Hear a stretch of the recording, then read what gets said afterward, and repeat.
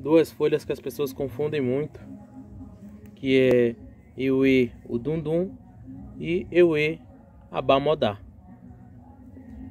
Temos aqui as duas, vai dar para poder mostrar as diferenças entre elas.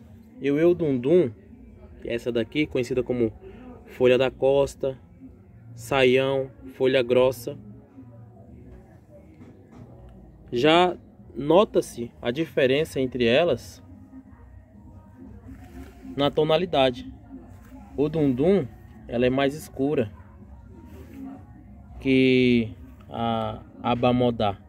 Pode ver que ela é um pouquinho mais clara. E quando você olha para a planta, o caule, vocês verem que é mais grosso da Udundum.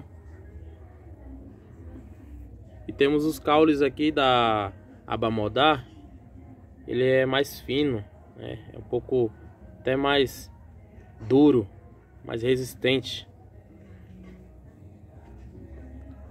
Já aqui da Udundum já é um caule mais molinho.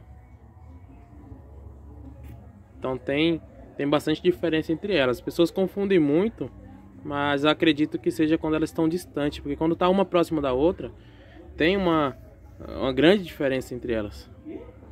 A Abamodá, ela dá essas florzinhas aqui também.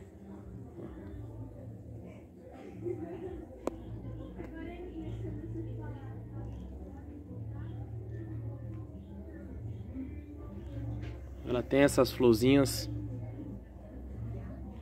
Então é isso. A tonalidade delas são diferentes. O formato da folha é diferente. O caule é diferente. Tá? Então, essa daqui, que é Euê Udundum. No candomblé é uma folha que está ligada ao Oxalá. E é uma folha que acalma.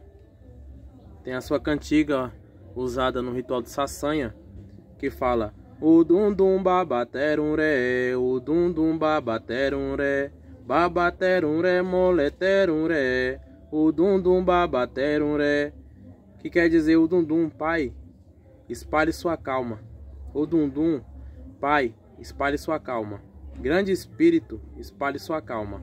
Udundum, pai, espalhe sua calma. Então, no candomblé é uma folha que está ligada ao Oxalá.